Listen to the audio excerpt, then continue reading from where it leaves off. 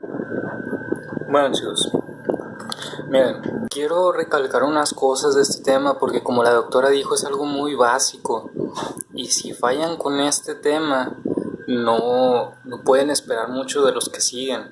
Entonces quiero que las cosas queden bien claras y por eso se las quiero transmitir en un video.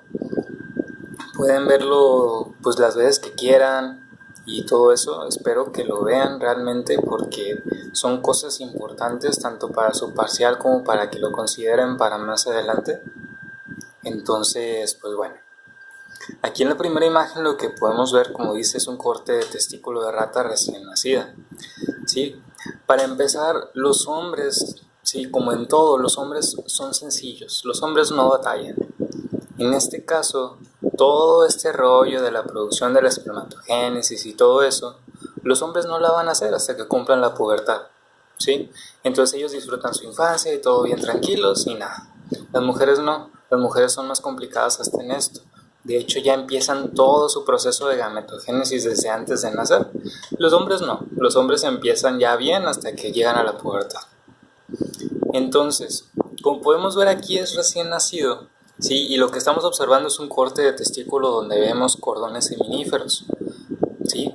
Donde se lleva a cabo la espermatogénesis es en los túbulos seminíferos. ¿Cuál es la diferencia? Simplemente que los cordones no tienen luz y los túbulos sí. Esa es la diferencia. Entonces, como está recién nacido, no va a haber luz. ¿Hasta cuándo? Hasta poco antes de que empiece la pubertad, pues ya la vamos a ver. Y pues nada, ahí también vasos sanguíneos, una túnica albuginea por ahí. Muy bien. Entonces, si nos acercamos más, vamos a poder observar aquí que ya es un corte de testículo adulto, ya lleva a cabo su espermatogénesis y todo bien. Entonces ya vemos que esos cordones seminíferos ya tienen luz, por eso se llaman túbulos seminíferos, ¿sí? Y como podemos observar, déjenme cambio un poco el color.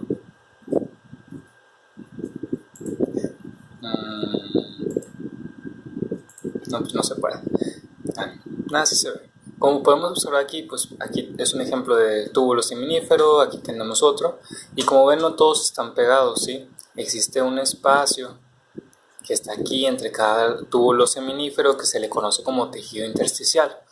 Algo bien importante es que afuera del túbulo seminífero se van a encontrar esas células productoras de testosterona llamadas células de Leydig, ¿sí? Y ahorita vamos a checar su regulación hormonal que también es importante y es pregunta de examen. Entonces tenemos a las células de Leydig afuera que se encargan de producir testosterona. Esas tienen una función muy sencilla y hasta ahí llega el rollo. Pero luego tenemos a las células de Sertoli que se encuentran adentro. Vamos a irnos un poco más profundos. Por ejemplo, a ver, esperen. Por ejemplo aquí. Esta que vemos aquí clara, que nos marca que es una célula de Sertoli, va a tener muchas funciones. ¿Sí? La verdad la célula de Sertoli tiene muchas funciones y se encuentra adentro, donde se van a encontrar todos los estadios desde la espermatogonia hasta el espermatozoide funcional, por lo que pues bueno, es muy importante este corte que lo conozcan bien. Entonces las células de Sertoli, ¿de qué se van a encargar? Bueno, se van a encargar entre otras cosas primero de nutrir, ¿sí? Las células de Leydig producen testosterona afuera, entonces tiene sentido que estas células produzcan algo que permitan que la testosterona entre, ¿no? Entonces también se encargan de producir una proteína llamada proteína receptora de andrógenos. La testosterona es un andrógeno, entonces produce proteína que se encarga de poder meter andrógenos. ¿Qué más? También se encarga de formar la barrera hematotesticular como vieron, también filtra paso de esteroides, metabolitos y sustancias, se encarga de fagocitar células espermatogénicas, se encarga de comerlas y destruirlas cuando ya están en degeneración. ¿Qué más? Produce sustancias inhibidoras y estimuladoras de mitosis y meiosis, porque obviamente todo proceso hormonal debe de tener una regulación, y aquí la regulación la imparten las células de Sertoli. ¿Qué más?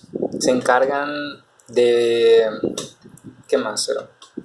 Ya les dije nutrir, se encargan de controlar movimiento de las células espermatogénicas, se encargan también de algo muy curioso que es la hormona antimuleriana o factor inhibidor muleriano. Eso lo van a ver después, que existen por ahí unos conductos que se llaman conductos de Müller, que van a terminar formando un útero. Entonces, si no se secretara esa hormona antimülleriana, pues los hombres tendríamos un útero, y eso no tiene sentido. Entonces no, por eso producen esa hormona y así. Entonces, ¿qué más les puedo decir? Más cositas de este corte. Bueno, aquí, si nos enfocamos bien, vemos, como ya les habían comentado en la clase, que tenemos al túbulo seminífero y tiene dos compartimientos. Un compartimiento basal, como su nombre lo dice, en la base, ¿sí? En la base, y un compartimiento al lado de la luz, que es el compartimiento adluminal. Entonces, como ya vieron también, la barrera hematotesticular es ¿para qué? Para poder proteger a los espermatozoides que se están formando. ¿Por qué? Porque una de las características de la meiosis es que obtenemos gametos que son completamente diferentes a la espermatogonia que los creó. Entonces, el cuerpo se encarga de reconocer cosas extrañas, reacciona contra ellas y genera una respuesta inmune.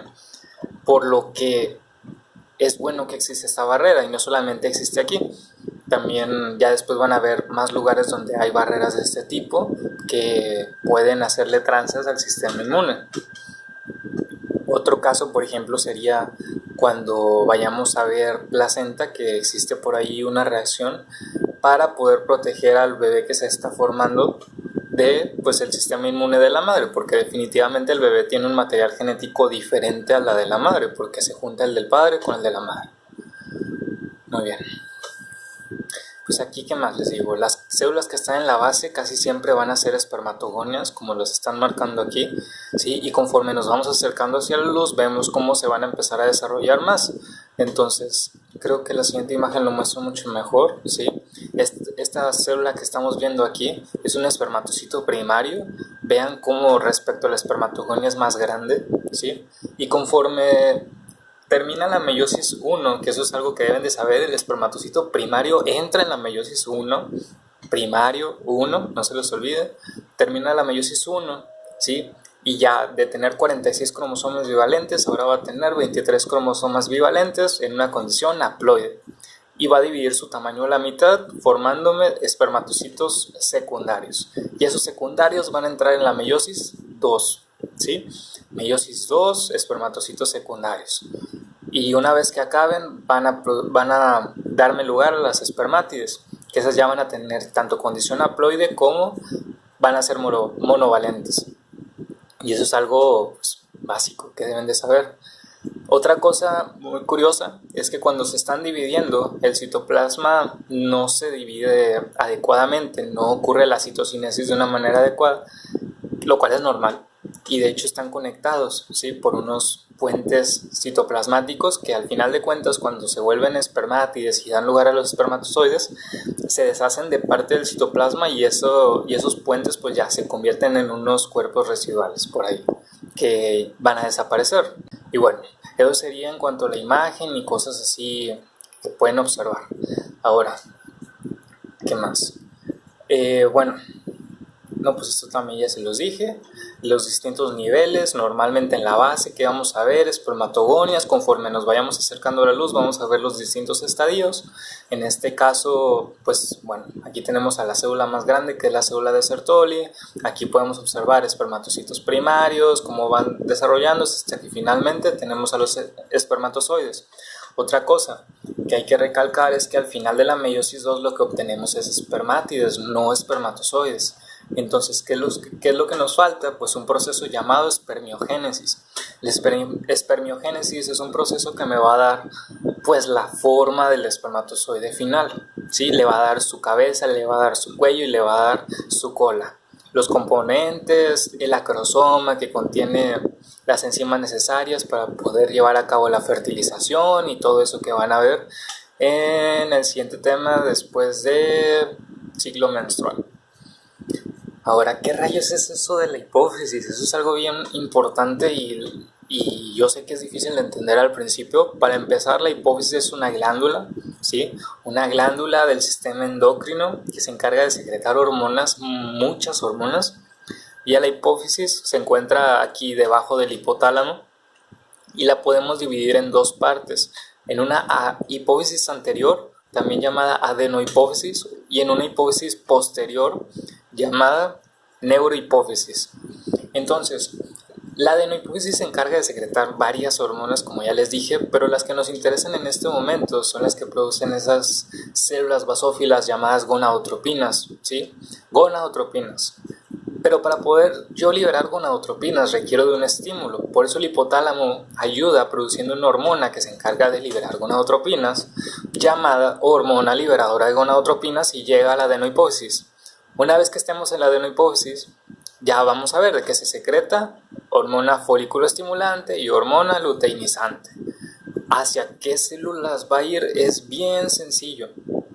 Nada más tomen en cuenta la primera letra de cada hormona. Si esta es una hormona luteinizante, lo más obvio es que vaya con una célula de Leydig, ¿sí? L de luteinizante, L de Leydig. Y aquí vemos cómo llega aquí a estas células que se encuentran fuera del túbulo seminífero, que son células de Leydig, y después secretan su testosterona. Por el otro lado, la folículo estimulante, aquí tomen en cuenta la segunda, que es la folículo estimulante, que va hacia las células de Sertoli, que se encuentran dentro de los túbulos seminíferos, y ya van a hacer todas las cosas que ya les comenté. Y al final de cuentas debe de haber un control, como aquí vemos que se encargan de secretar inhibina, las células de Sertoli, inhibina 1, y pues ya va a ir aquí a inhibir la producción de estas gonadotropinas, y es una regulación bien padre que ya después van a ver mucho mejor, y no solamente de estas hormonas sino demás. Pero es algo que quiero que quede bien claro: la LH va a ir hacia las células de Leydig para producir testosterona, y la folículo estimulante va a las células de Sertoli a hacer todo el rollo que ya les dije, que si nutrir, que si proteína receptora de andrógenos, que si hormona antimuleriana, todo eso.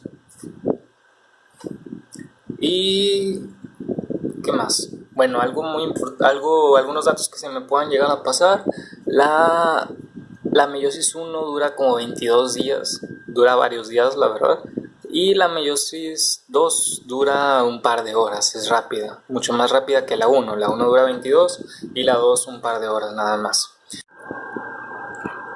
Ok, como les decía, algo que me faltaba de mencionarles, no sé si venga en su mood, la verdad, que no todos los espermatozoides van a salir perfectos, y eso no tiene nada de malo hasta cierto punto. Puede salir anómalo los espermatozoides hasta en un 10%, sí, ya como máximo, donde pueden tener una cola defectuosa, una falta de movimiento, a lo mejor pueden tener 2 cabezas, etc. Y eso es normal. ¿Cuál es el problema? Cuando exageran, se la bañan y pues dan lugar a una serie de anomalías que son como 4 tipos aproximadamente que se pueden llegar a combinar. La primera sería la oligosospermia, oligosospermia, ¿sí? Cuando el recuento de espermatozoides es menor de 20 millones por mililitro de semen. Ustedes buscan cuánto es el valor normal, pero es debajo de los 20 millones. Otra anomalía sería la azospermia, como su nombre lo dice, zoospermia. En este caso es cuando hay una ausencia de espermatozoides después de 2 espermogramas, si no mal me acuerdo, practicados 2 meses, con 2 meses de intervalos. Después tenemos a la teratosospermia, donde sí tenemos al número adecuado de espermatozoides, pero como yo les dije, el límite era 10%, y aquí vemos que hay un 20%, incluso más, de espermatozoides anormales. Y por último, la astenosospermia, donde los espermatozoides ahí están, pero tienen una deficiencia para llevar a cabo su actividad, tienen una vitalidad nula, ¿sí? Y esas serían las 4. Pero se pueden llegar a combinar, a formar nombres como oligoteratosospermia, oligoastenosospermia y también oligoteratoastenosospermia. Entonces, si le pueden dar una checada a eso, estaría muy bien. Y creo que ya serían las cosas más relevantes. Cualquier duda, otra cosa del tema que van a ver, van a checar ovogénesis. Como les dije, las mujeres son más complicadas, así que el tema va a estar más complicado que espermatogénesis. Así que, si tienen dudas, díganme a mí, díganle a Natalia. pero no se queden con la duda. Entonces sería todo. Buenas noches. Y pues nada, descansen y ya mañana estudian.